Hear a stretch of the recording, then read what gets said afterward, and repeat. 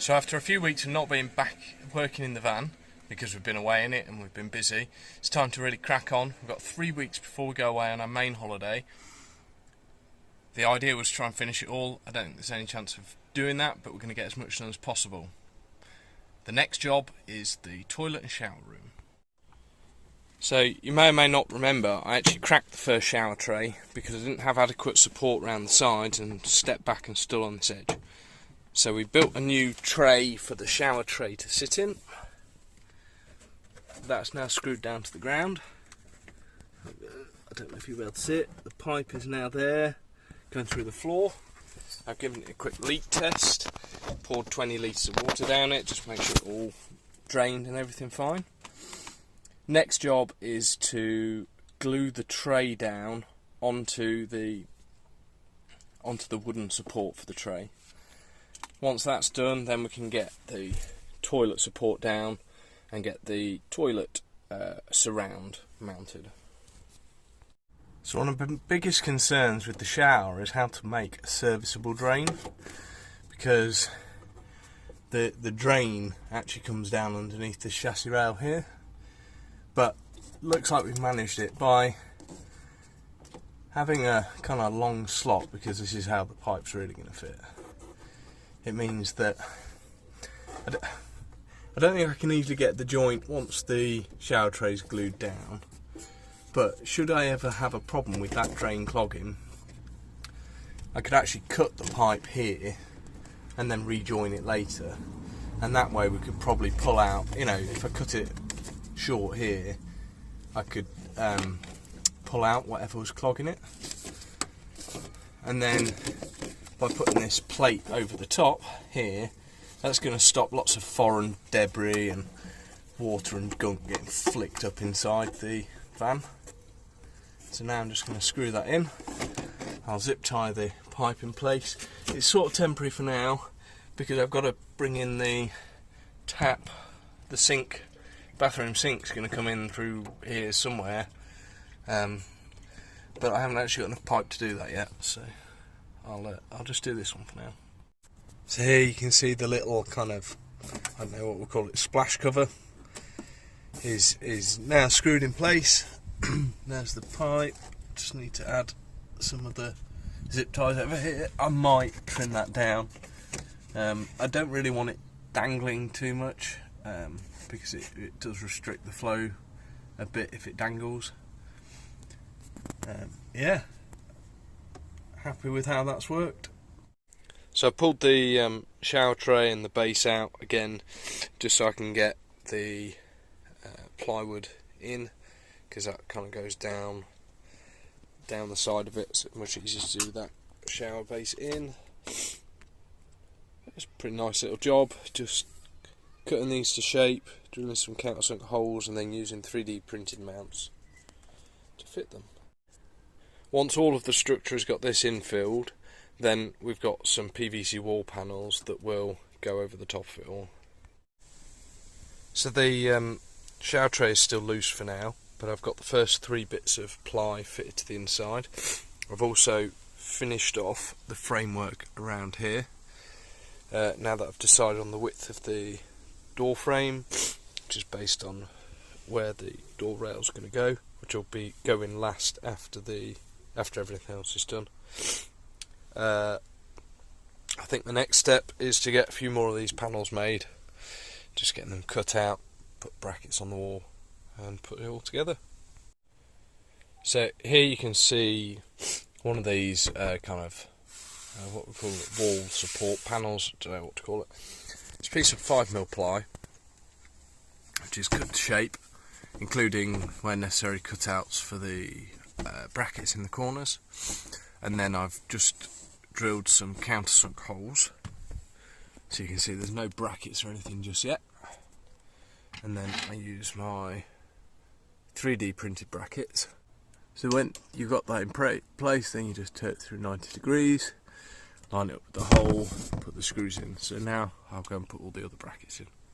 Here hopefully you can see we've got all the brackets attached in place, so the flat side of each of these brackets is on the inside, So these little brackets do two things. They hold the panel in place, but they also perfectly set the depth into this. So the brackets are all identical, and the extrusions are all identical, and so we're getting it really nice and flush, which is particularly helpful because then when we come to bond the PVC wallboards on, the PVC can just go all the way down in one piece. So I'm slowly but surely making progress with the internals of the shower. I've spent most of this afternoon making up this bar, which seems rather elaborate. Basically, because of where the shower tray sits down here, because it really tucks in over there, I haven't been able to put an aluminium bar across here. Plus I've run out of aluminium extrusions, but I've got a load of this angle left, so I've made this support which will bolt in with this bracket, bolt in here, and then have a mounting point so I can put the plywood on. And that means that the same ply that I'm using everywhere else can be on this back wall, and then the UPVC wallboards will be able to glue onto that and then go kind of straight down into this and seal off against this edge here. So I'm ready for that. It's time to glue down this second shower tray. The drain's all on, fully connected, I'm happy with that. So now I just need to get under there, get the adhesive, gob it all on, and then I've got this big 20 litre water container that I'm going to sit on there, and that'll hold it down until the glue is dried. So I'm plodding along. I can't remember where I had the last video, but a few more sections in and attached. These ones on an angle meant that I had actually designed and printed some slightly angled brackets so that it fits nice and flush. Now I think every other piece I've got left, maybe apart from maybe that one, has some sort of cutout in it. So you see here we've got the fill port from the back. Whilst I've done my absolute best to get that in and sealed and right, at some point in the next 10 years that could leak, and I don't want to have to completely destroy the bathroom if I needed to repair it. So what I've got is a hatch. It's actually a deck hatch from a yacht, which I'm going to build into the bathroom wall just there, so that should I ever have a problem or a leak, or want to check it, I can open this hatch up and just check these clips are okay, everything's still attached, and if I needed to perform any repairs I can. That's the sort of thing that really wants thinking about on when you're building a van like this. Can I service everything? So it doesn't really matter too much just having a pipe running through, but if I've got a joint or a connection, I do want to be able to get at it. Okay, so just another kind of midway through progress. It's actually mostly there now. I've still got to do panel there, and I think I need to put one in each ceiling part. I haven't worked out what to do with the ceiling yet. It might just be some more PVC wallboard. This may need some, but I need to get the toilet and kind of put it in place. So it is. The shower tray is glued down now, that's fine. I will be putting the door runners in after I've done the PVC wallboards. You can see the opening there for the access for the water fill point in case I ever have problems, and the opening there for my Dometic waterproof toilet roll holder. So after another long day, we made some really good progress. This area just took quite a long time, lots of little fiddly bits. This board I thought was nice and simple, and then I remembered I got a heater duct and also access to the back of the sink for the plumbing. So that's all sorted. The toilet's just resting in place because I had to make sure I could get everything in. I had a slight moment where I thought I was going to not be able to get the wallboards in there, but I think I'm okay now. I've added a section just here, which will give us something to attach the toilet to. Yeah, so I should only have 3 more pieces. There's one big one to go in here, and then ceiling 1 and ceiling 2. I'm not sure what to do about this yet. This fan is really noisy, and I'm not sure it's actually very effective. What I might do is keep the kind of mushroom vent bit and hack out all of this and hack the motor out, and then 3D print a duct so that I can just use a PC case fan instead, because they're way quieter and they probably remove more air as well. Yeah, I'm going to have to work that one out. But for now, I need to get the ceiling up, at least get the boards up so that I know exactly where my wallboards are coming to. And yeah, I'll have a think about how to solve that one. So the structure, or internal structure of the toilet and shower room is now complete. All the walls are in, so now what I need to do is make it sound easy, but just glue PVC wallboards to this to make it all watertight and seal it. Not done it before, so it probably isn't that easy, but we'll give it a go, see how we get on. So I'm using the chop saw to cut my PVC wallboards. As you can see, we've got all sorts of scraps and offcuts and bits ready to go. Also, where I've needed to profile them using the track saw. I'll show you what we've got so far. So this is, nothing's glued in yet. I'm actually going to cut them all and then kind of test fit it all and then come back and glue it, so that when I cut open the tubes of sealant, I'm good to go and I'm not going to be wasting any. So I'm just doing these 2 panels, so I'm just working my way all the way around.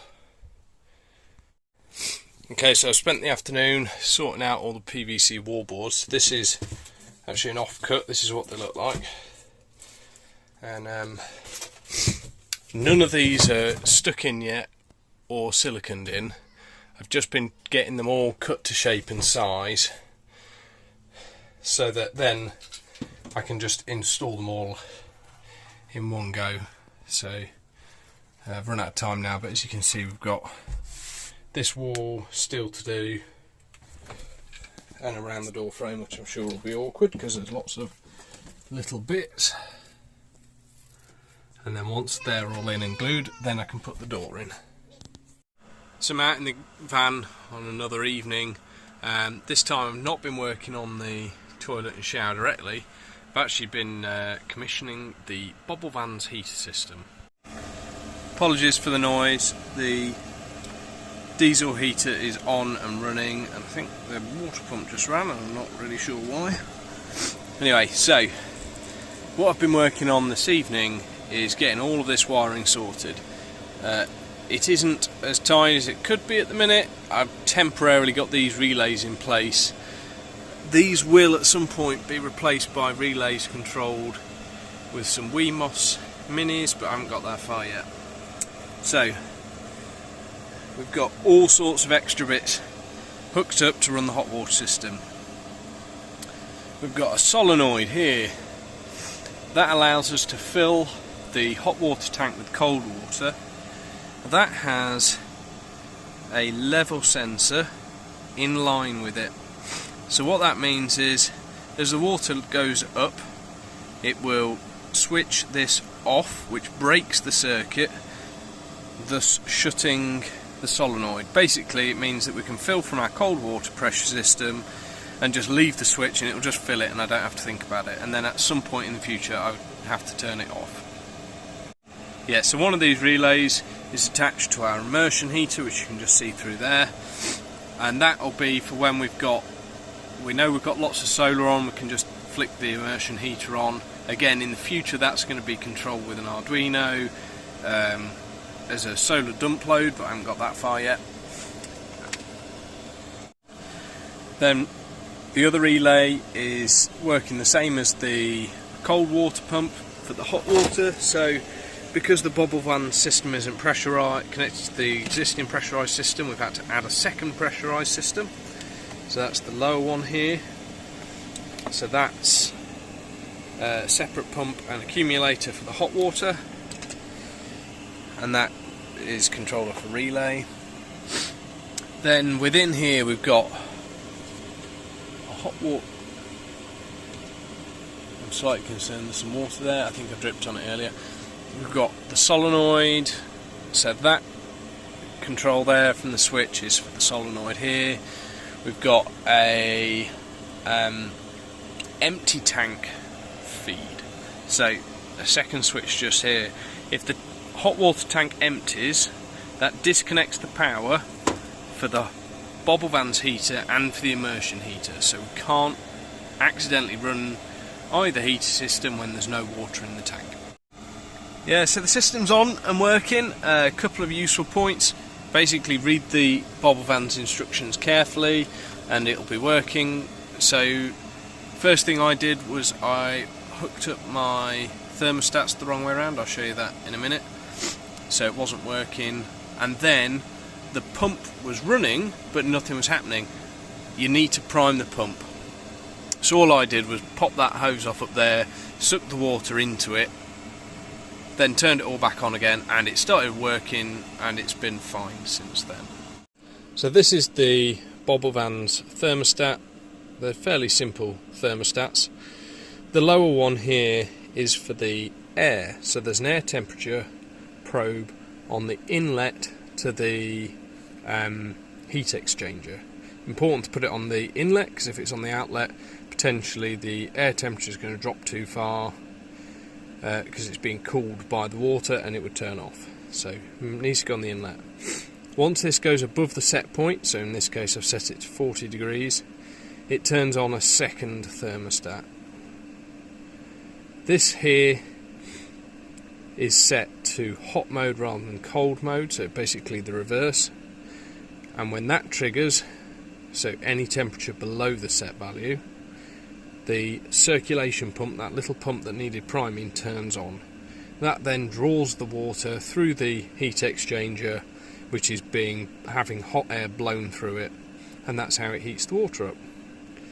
What I'd done wrong to begin with is I kind of arbitrarily picked which thermostat to wire, because I'd forgotten that I'd already hooked up the thermostats.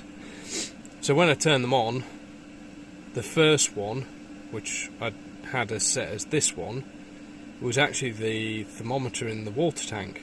But of course that's not going to heat up and turn on the circulation pump on because the air was too cold. So I had to basically just switch the wiring behind them. There's check the wiring diagram, but basically one of these turns on and the output of the air temperature one becomes the input for the water temperature, and if you have them the wrong way around, it won't turn on the second one. But yeah, that's all sorted, and that's coming up now. I'm going to change this. I don't need to heat our water to 70 degrees every time. It was just the kind of get you started settings.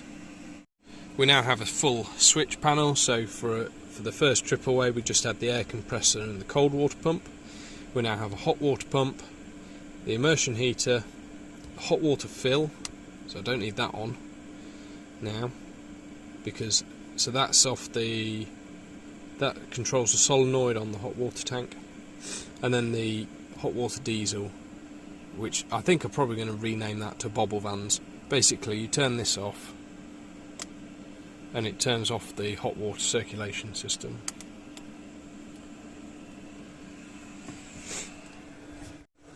So, moment of truth, let's try it. So that's cold, get cold water. That's hot, water's coming out.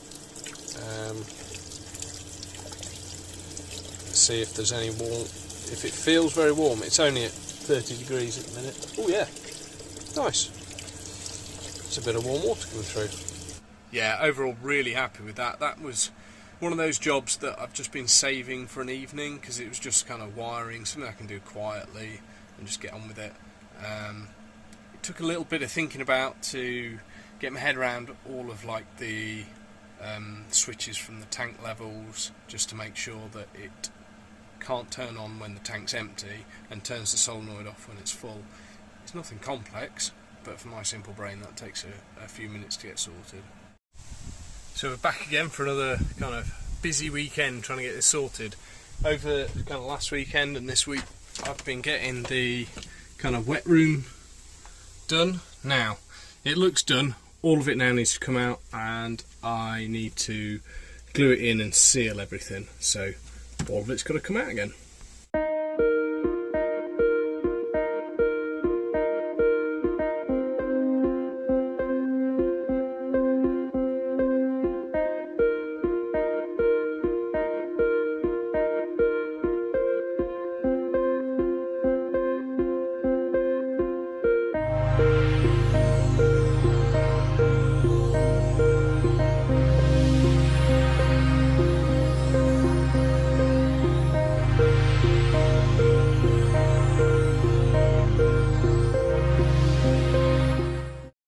So the first step when attaching this is just to screw the corner profile into place so it doesn't go anywhere. Next up I'm going to just squib a bead of silicone down there and then slide the first panel in. Okay, so that's the first wall in.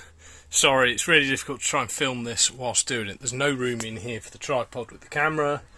But what I'm doing first is squibbing a bead of sealant down the inside, then putting the adhesive on the back of the boards, putting the boards, slotting them into place, then putting a bead of sealant down the next join line, go back out, put some more glue on and carry on like that.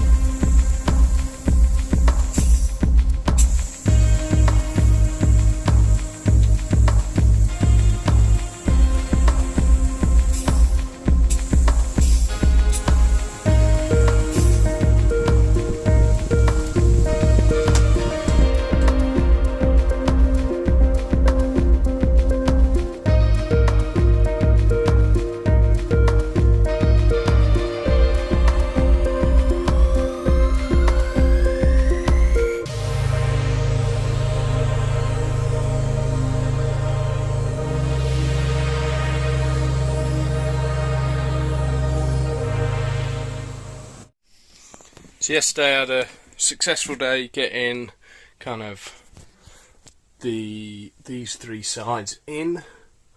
I was slightly out with the position of this, so I just had to take my router and just trim around just to make sure that the frame fits for the access panel. And the access panel is purely so that if there's ever a problem with this or a leak, we can get in and, you know, get at the fittings, reseal it, replace that pipe, whatever. It's just an insurance policy for the future, basically. I don't want to have something like that where I cannot access it. The next little job, while everything's out, is actually I'm going to run some sealant around. I'm going to seal it. When I put this in originally, I hadn't quite put it in the right place, so when I put the toilet on it, it kind of shifted it all. So I'm going to redo my sealant down there, redo across the bottom. Before I put this wall in, I'm going to put a bead of sealant on here. I mean, the wall I'll put some sealant on as well, but it's just a bit of double insurance. Similarly, get a bit of sealant in the back. I had some spare infill strips, so I filled in. I think I basically ran out of plastic, so my wall comes to about here, so this will help make sure that we're not going to get water dripping in and down and out of that. I'll run a bead of sealant along this edge here. You can actually see the daylight through it. Again, there's a small piece going over it, but it makes a lot of sense just to make sure I've got this sealed up whilst I can, because I don't want it leaking into the rest of the van. Right, so this is the kind of finished waterproofed wet room.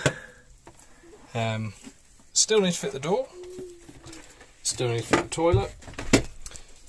Toilet rolls going there, access hatch is going in there, heater vents going in there, and somewhere around here I need a hole for our shower. This mushroom vent that we bought here as an extractor is extremely noisy, and I don't think it actually moves that much air, so we have 3D printed a duct and mounted a quiet 120mm case fan from a PC, so we're going to try and use that. I don't know whether or not they're going to have issues with humidity, but we'll try it and find out. So the next job we need to do is to chop this out, and all I'm going to do to do that, because it's held in with 3 bits, is use some wire cutters. So here's our new improved extractor fan for the shower, and you can barely hear it working. It's so much better than the old one. It's currently running on using a humidity sensor, humidity controller here. Daddy. And the sensor itself for the humidity controller is just inside this. And then I have 3D printed a nice cover to go over it like that. So I'm just going to screw that into place now.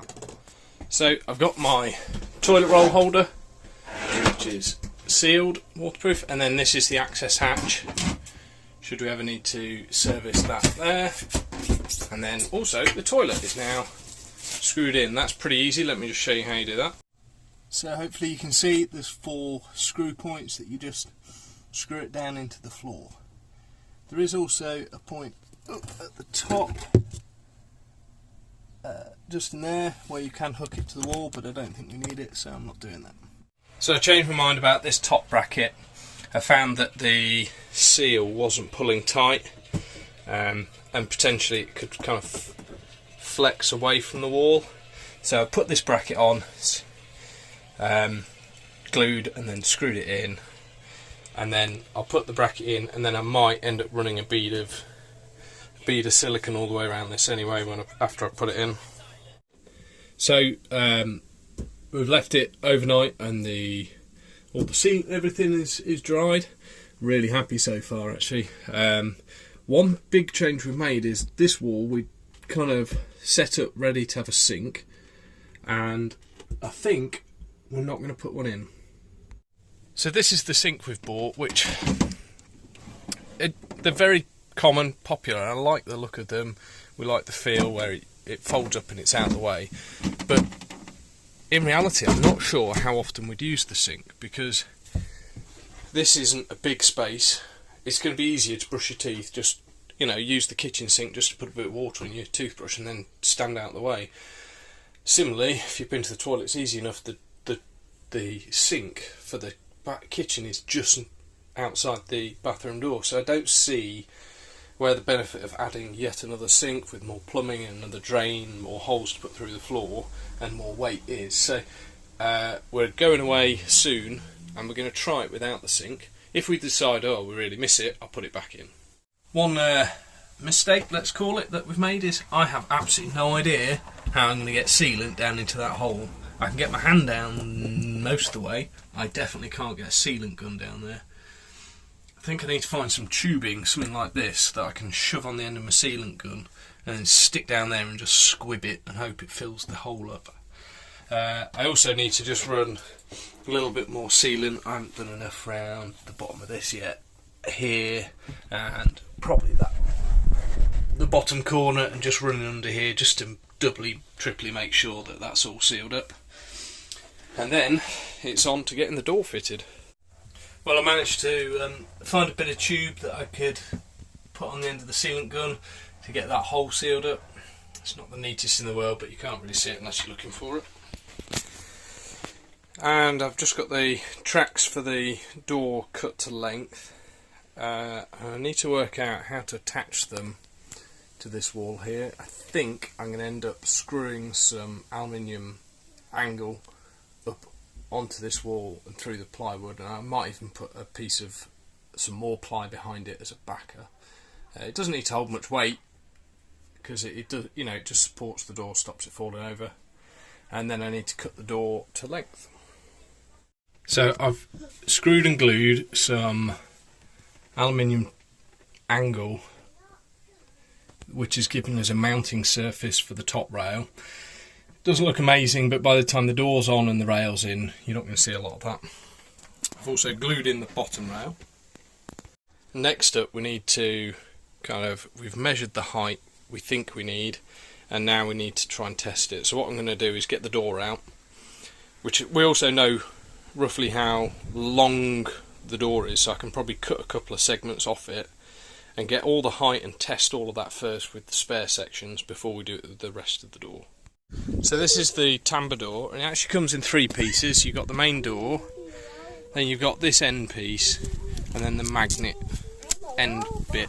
I've slid this one on already, so it just slides on and off.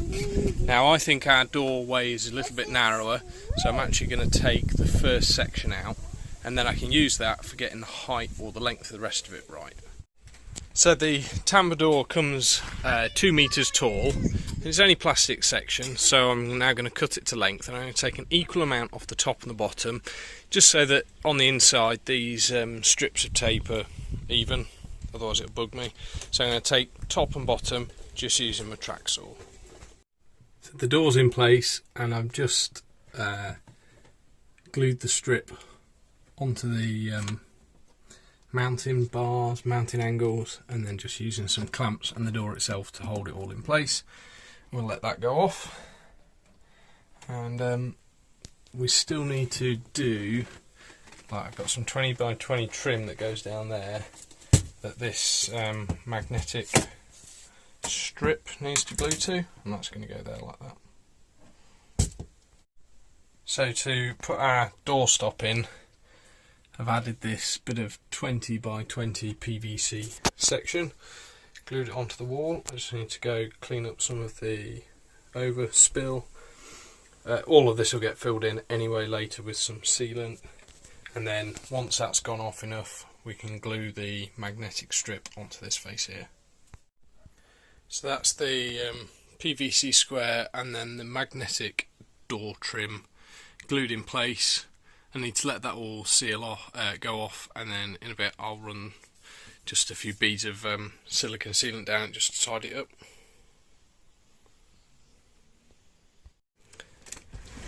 So the door works, and I think we're going to call this shower room done.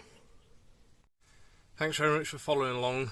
This has been a big part of getting the van ready to be used. We're going to be using it now in this kind of not quite finished state, but having that toilet and shower ready to go really is going to help us stay off grid. Thanks very much for watching. Please do comment, like, subscribe, all that good stuff, and keep an eye out on the channel for more stuff.